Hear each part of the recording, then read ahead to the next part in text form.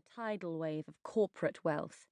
Beyond politics, beyond morality, this is a force that will not be denied.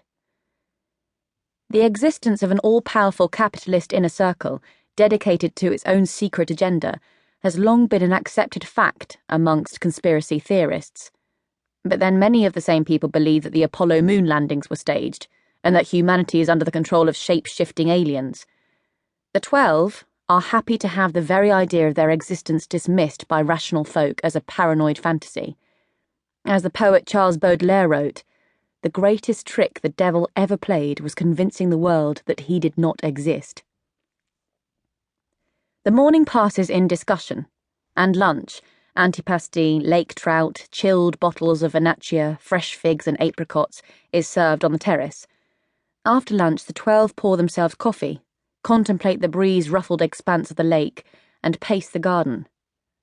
There are no security people, because at this level of secrecy, security people themselves become a risk. Before long, the men have returned to their places in the shadowed conference room.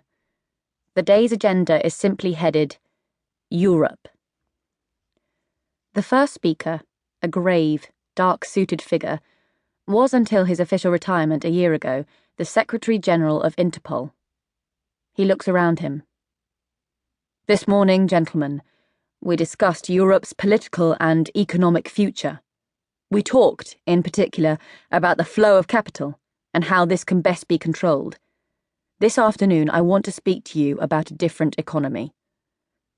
The room darkens, and the 12 turn to face the screen on the room's north wall, an image of a Mediterranean port of container ships and ship-to-shore gantry cranes. Palermo, gentlemen. Today the principal point of entry for cocaine into Europe. The result of a strategic alliance between the Mexican drug cartels and the Sicilian mafia. Aren't the Sicilians a spent force? Inquires the American. I was under the impression that the mainland syndicates ran the drugs trade these days. That used to be the case, until 18 months ago the cartels dealt principally with the 'Ndrangheta from the southern Italian region of Calabria.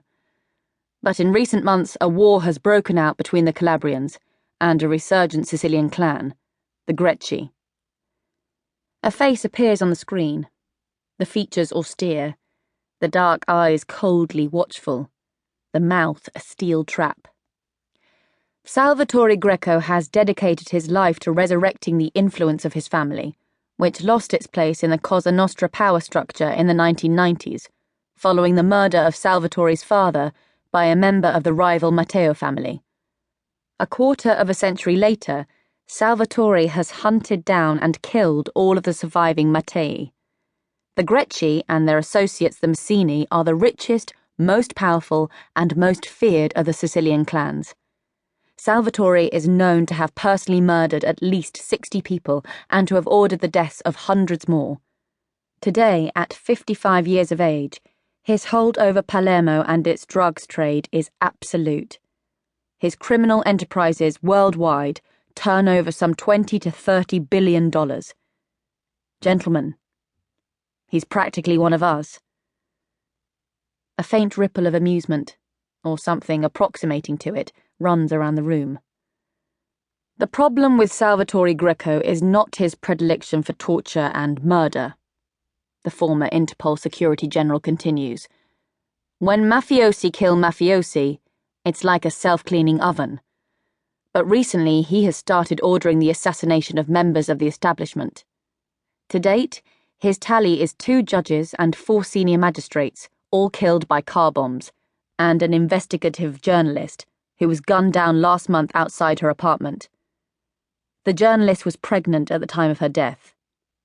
The child did not survive. He pauses, and raises his glance to the screen and the image of the dead woman, spread-eagled on the pavement in a pool of blood. Needless to say, it has not been possible to directly implicate Greco in any of these crimes. Police have been bribed or threatened, witnesses intimidated.